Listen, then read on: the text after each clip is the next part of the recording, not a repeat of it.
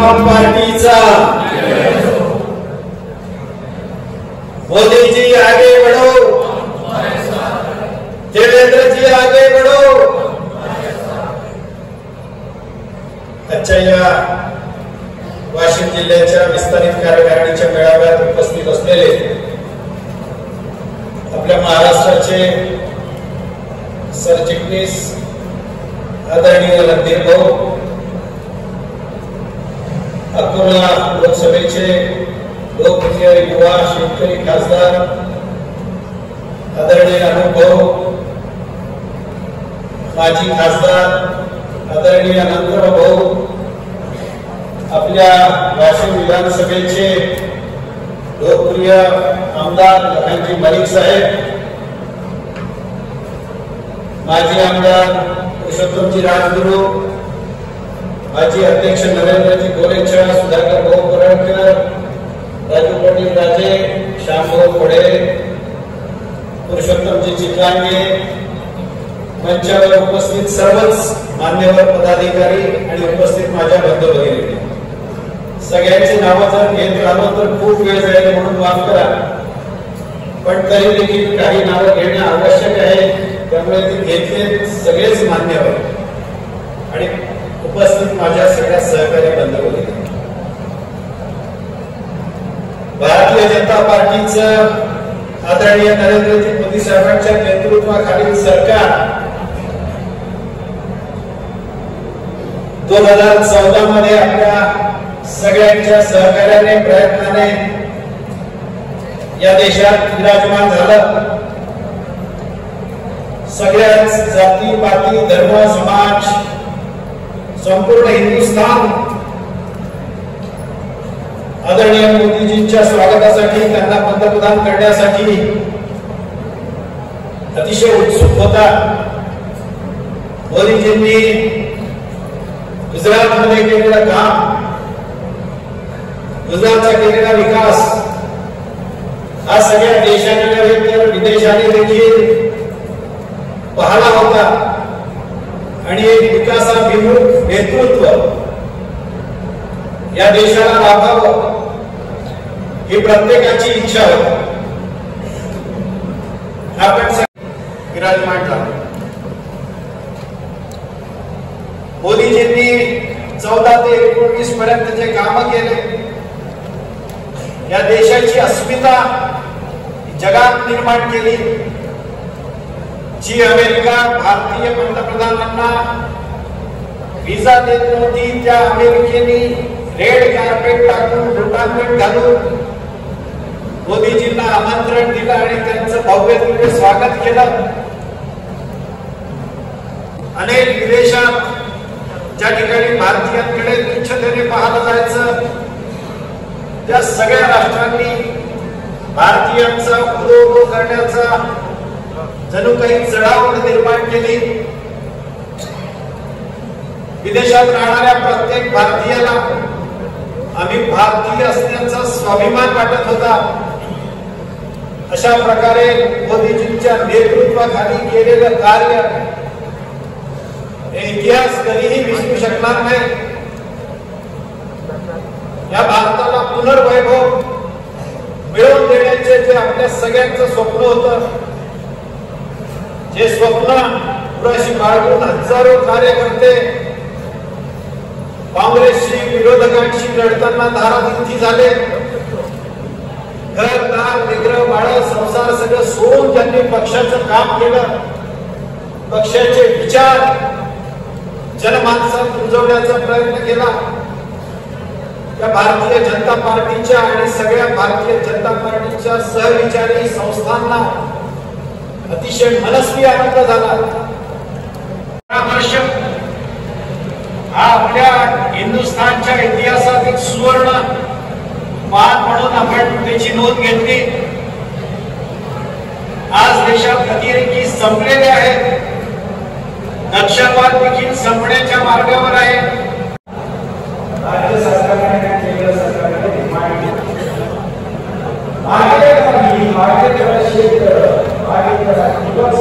व्यवस्था, अशा अनेक योजना केंद्र सरकार आणि राज्य सरकारने आपल्याला उपलब्ध करून दिले आहे. किती म्हणून सांगावं हा राज्याचा प्रश्न. प्रत्येक क्षेत्रात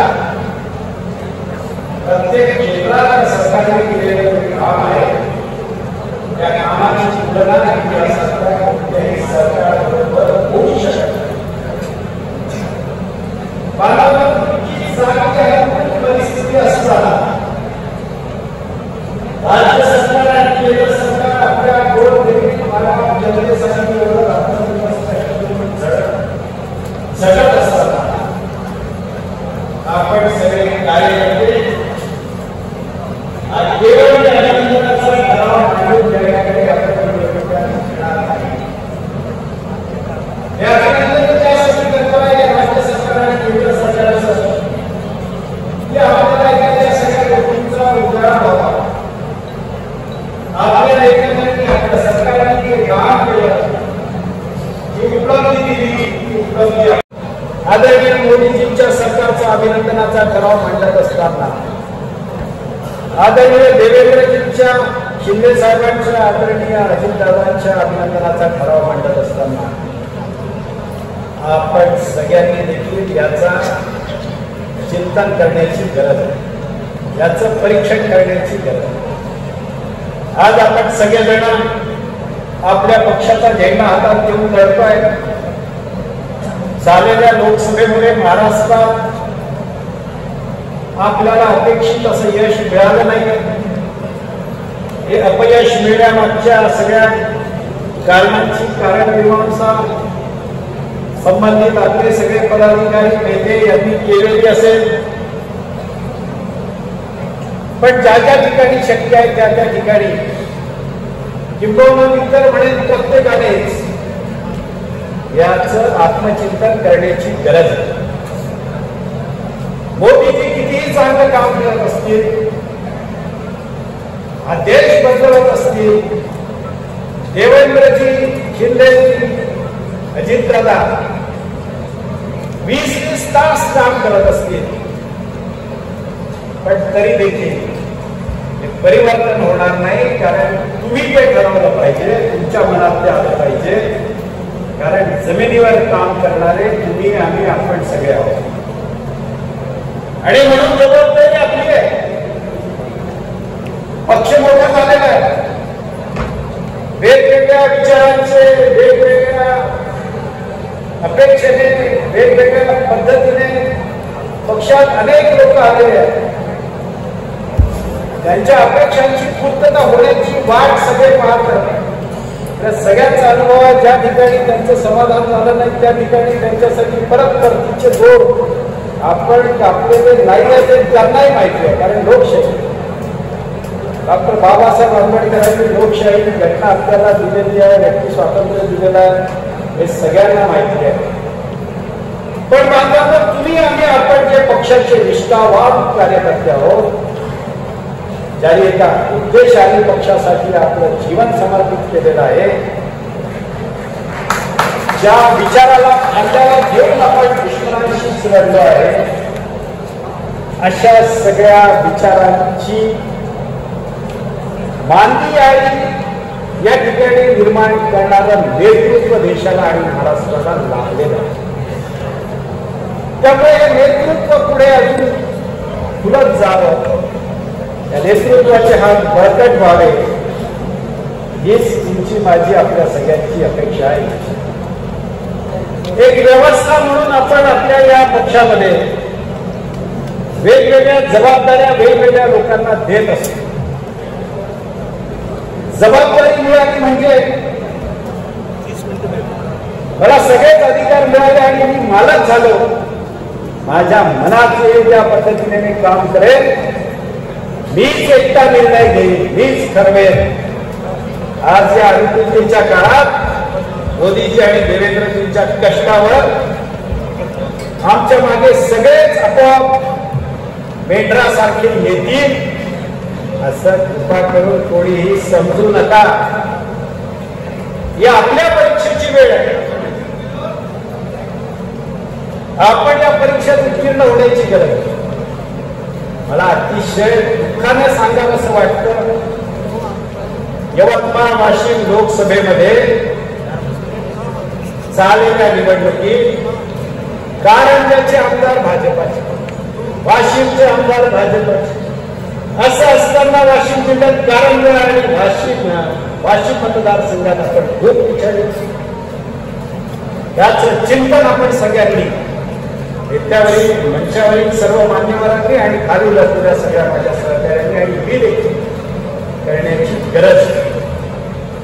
अशा प्रकारचे मेळावे घेऊन आम्ही मंचावर भाषण करू. भाषण तुम्ही ऐकाल हे तर युट्यूबवर तुम्ही पाहता, ऑनलाईनच्या मीटिंग मध्ये तुम्ही ऐकता, पण वन टू वन जो एक पर्सनल टच, जी एक आत्मीयता, जो एक आपलेपणा, माझा पक्ष, माझा नेता, माझा उमेदवार, ही जी भावना कार्यकर्त्याच्या मनात निर्माण व्हायला पाहिजे, तिचा अभाव मला आज दिसतोय. याचं चिंतन आपण सगळ्यांनी करण्याची, नाहीतर मुठभर लोकांच्या सत्तेसाठी जर कार्यकर्ता पायदळी तुडवल्या जात असेल आणि तोही निष्ठावान कार्यकर्ता ज्यांनी तन मन धनाने एक नाही, दोन नाही, तीन पिढ्या या पक्षासाठी, विचारासाठी खर्च केलेले आहेत, त्यांची ही अवस्था होत असेल तर तो तर संयम म्हणून, मर्यादा म्हणून, संस्कार म्हणून शांत बसेल.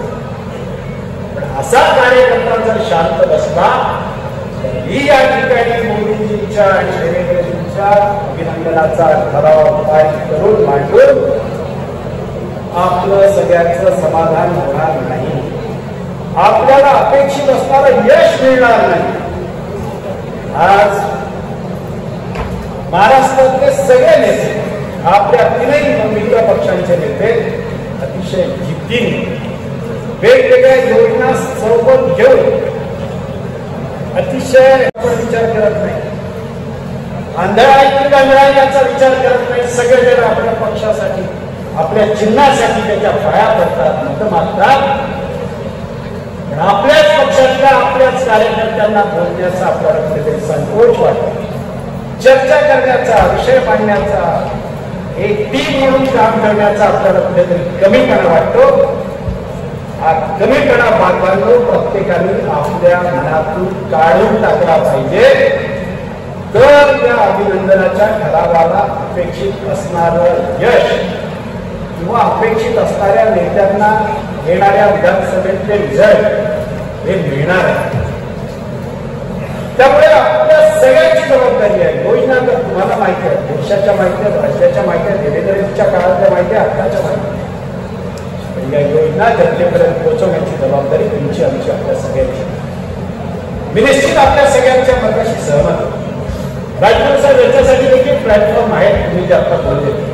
मी आदरणीय रणधीर भाऊला विनंती केली की रणधीर भाऊ एक 8-10 माणसं, तीनही लोकसभेतले प्रमुख 4-4 माणसं घेऊन बसात. तर तुम्ही जर या सगळ्यांना घेऊन बसलात तर हे सगळे प्रश्न निश्चितपणाने सुटतील. कारण कोणताही कार्यकर्ता अगदी कोणताची भूमिका घेणारा निश्चितपणाने नाही आहे. प्रत्येकालाच पक्षाचं प्रेम आहे, पक्षाची दिशा माहिती आहे, पक्षावर निश्चित प्रेम करणारे सगळेच कार्यकर्ते. त्यामुळे फक्त या कार्यकर्त्यांना एका नेतृत्वाने घेऊन बसावं, त्यांच्या पाठीवर हात फिरवावा, मायाचा हात फिरवावा. चुकीच्या लोकांना काहीतरी मोठेपणा करून कोणीतरी आज पुढे पुढे करत असेल, कोणीतरी एक आभासी चित्र आपल्या समोर उभं करत असेल, यामध्ये आपण फसता कामा नये. जमिनीवर काय चित्र आहे त्याचा विचार आपण करण्याची आज गरज आहे. आणि हा विचार जर आपण केला अजूनही काही बिघडलेलं नाही. महाराष्ट्रात एक हाती सत्ता भारतीय जनता पार्टी, शिवसेना आणि राष्ट्रवादीची आल्याशिवाय राहणार नाही. मला विश्वास आहे आणि आपल्या सगळ्यांना देखील. आपल्याला विश्वास असेल तर एकदा टाळ्या वाजवा जोरदार. आदरणीय मोदीजी आणि आदरणीय देवेंद्रजी आणि केंद्र सरकार आणि राज्य सरकारचं आपण जोरदार टाळ्या वाजवून पुन्हा एकदा अभिनंदन करू. या प्रस्तावात मला अनेकांनी सांगितलं की साहेब आमच्या मनातल्या भावना तुम्ही व्यक्त करा. तुमच्या मनातल्या भावना मी व्यक्त केल्या. पण आता नुसत्या भावना व्यक्त केल्या, आपलं मन मोकळं झालं. पण पुढे येणाऱ्या 60 दिवसात किंवा आपल्या सगळ्यांना सगळं काही मागचं विसरून एका नव्या जोमाने उमेदीने पुढे जायचा संकल्प करायचा आहे, तो आपण करूया. आदरणीय मोदीजी, देवेंद्रजी, आमचे प्रदेशाध्यक्ष आदरणीय बावनकुळेजी, आपलं सगळं राज्य सरकार आणि केंद्र सरकार यांना मी मनापासून धन्यवाद देतो, त्यांचे अभिनंदन करतो. आणि आपण सगळे त्यांच्या अपेक्षेप्रमाणे कार्य करून भारतीय जनता पार्टी महायुतीला या महाराष्ट्रात सत्तास्थानी आणू असा संकल्प करू. भारत माता की भारतीय जनता पार्टीचा धन्यवाद. नमस्कार.